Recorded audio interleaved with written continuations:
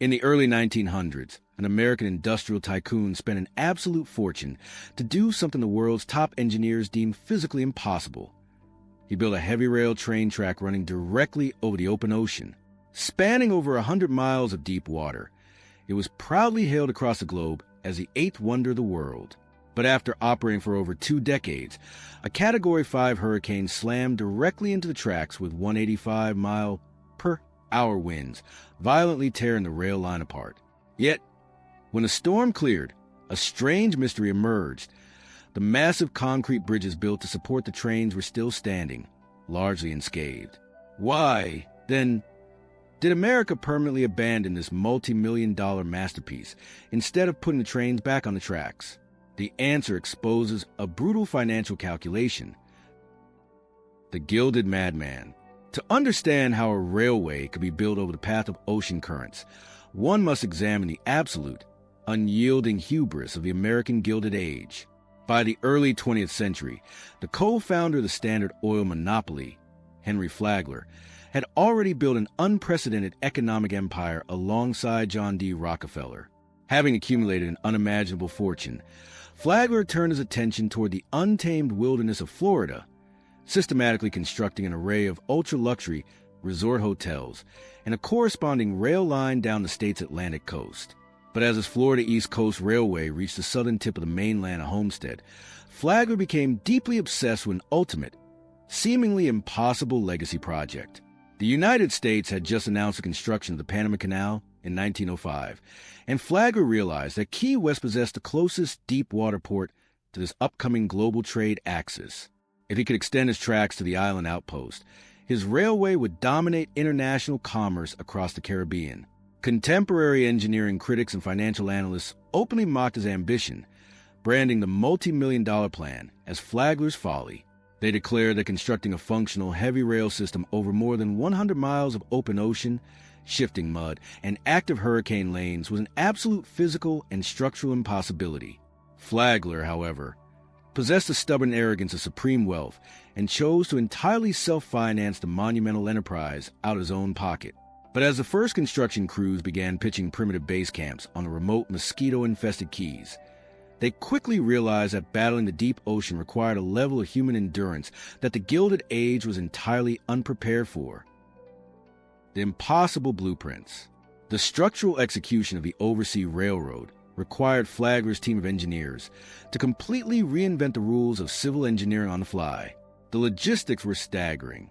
The Florida Keys were entirely devoid of fresh water, structural timber, or construction materials, meaning every single resource had to be systematically shipped down the coast via an endless fleet of barges. To bridge the massive, deep water gap separating the islands, workers had to labor directly inside the open ocean, exposed to predatory marine life, shifting tides, and blinding heat.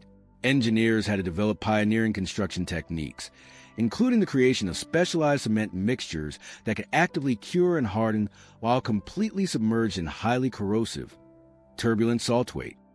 At the peak of construction, over 4,000 men labored concurrently under brutal, hazardous conditions. They built self-contained, isolated base camps on tiny patches of coral, like Pigeon Key, transforming them into hyper-efficient industrial hubs. They erected historic structural monuments that altered the geography of the region, including the concrete-arched Long Key Viaduct and the astonishing, logic-defying 7-mile bridge. The human and financial toll was immense, with 3 severe hurricanes striking the region during construction, destroying equipment and claiming hundreds of workers' lives. Yet, the relentless work continued until the final spike was driven home. On January 22, 1912, a frail, 82-year-old Henry Flagler proudly stepped off the very first passenger train to arrive in Key West's roaring, celebratory crowds, completely unaware that his miraculous ocean paradise was sitting directly in the geographic crosshairs of a meteorological monster. An empire built on liquid mud. Following the grand celebration of 1912, the Oversea Railroad entered a 2-decade era of daily operations that exposed the severe, underlying vulnerabilities of Flagler's grand design. On paper, the extension was an extraordinary success, transforming the isolated island of Key West into a booming commercial seaport, a vital military outpost, and a premier destination for wealthy northern tourists seeking tropical isolation. Locomotives traveled daily over the open water, delivering passengers and freight across the Keys. But beneath the surface glamour, the railway was a continuous, multi-million-dollar financial and logistical nightmare to maintain. The marine environment waged a constant, relentless war of attrition against the steel and stone infrastructure. Salt air rapidly corroded the heavy locomotives and tracks, requiring continuous replacement, while the shifting ocean tides and relentless waves steadily eroded the fragile earthen embankments that connected the concrete bridges. The Florida East Coast Railway struggled heavily to extract a consistent net profit from the line, as the astronomical maintenance overhead continuously consumed the operational revenue. This structural vulnerability was magnified exponentially when the Great Depression struck the global economy in the early 1930s, causing passenger travel to drop and industrial trade to dry up. By the summer of 1935, the once mighty Florida East Coast Railway corporate empire was functionally bankrupt and buried under an immense mountain of default debt, meaning the entire ocean line was already teetering on a knife-edge right when the Atlantic atmosphere formed the most violent storm in American history. The day the ocean rose, the atmospheric collapse that ultimately sealed the fate of the Overseas Railroad manifested on the evening of Labor Day, September 2nd, 1935. An exceptionally tight, hyper-intense low-pressure system rapidly mutated into a catastrophic Category 5 hurricane, steering its vortex directly toward the Middle Keys. As the outer band of the storm began to tear across the islands, a specialized rescue train was desperately dispatched from the mainland to evacuate hundreds of stranded residents and World War I veterans working on a local highway project. But the sheer velocity of the meteorological monster outpaced human logistics. The hurricane slammed into Islamorada with an apocalyptic fury, bringing with it an absolute wall of ocean water that instantly shattered the railroad's track beds and obliterated the surrounding communities. The rescue train was struck by a massive 20-foot storm surge just as it arrived, permanently derailing the heavy locomotive and sweeping the passenger cars off the tracks. The 1935 Labor Day hurricane remains the most intense landfalling tropical cyclone in recorded United States history, featuring catastrophic, sustained winds that surpassed 185 miles per hour and a record low barometric pressure of 892 millibars. The storm completely laid waste to the upper and middle Keys, claiming over 425 lives and leaving behind total devastation. But when the waters finally receded, a profound architectural anomaly was exposed. The structural damage to the upper tracks was absolute, but the underlying, heavy concrete foundations built by Flagler's team remained largely intact, forcing critical question as to why the government completely refused to put the trains back on the tracks. The $640,000 salvage.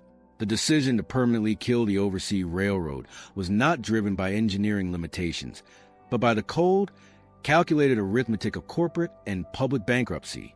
In the immediate aftermath of the disaster, engineers surveyed the wreckage and confirmed that while the tracks and wooden ties had been completely stripped away by the storm surge, the massive concrete viaducts and steel bridge spans had successfully withstood the Category 5 forces. The line could technically be rebuilt.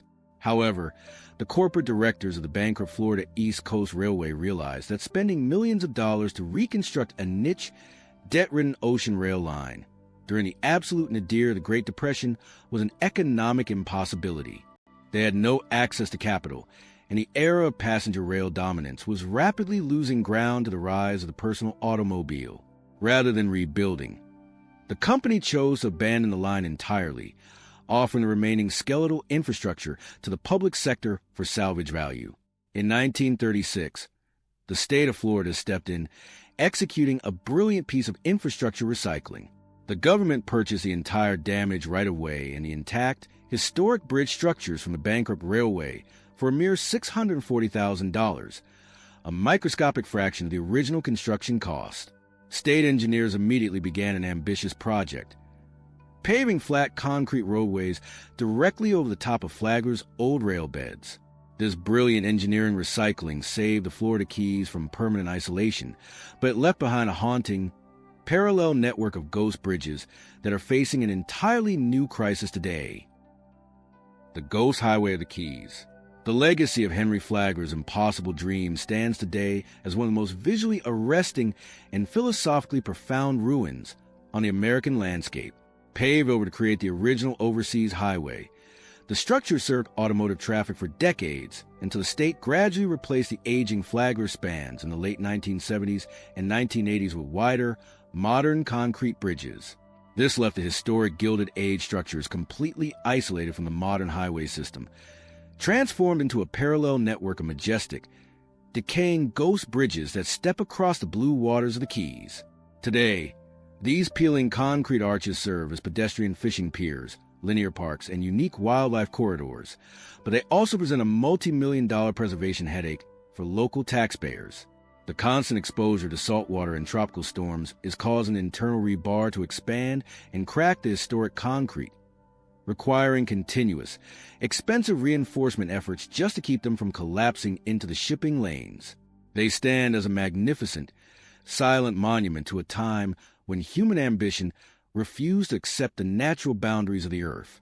As modern drivers navigate the new highway, they can look directly out their windows at 100-year-old engineering marvel rotting silently in the sea right beside them. It stands as an eye-opening reminder that the grandest monuments we build to conquer the natural world will eventually be reclaimed by the very elements we tried to tame.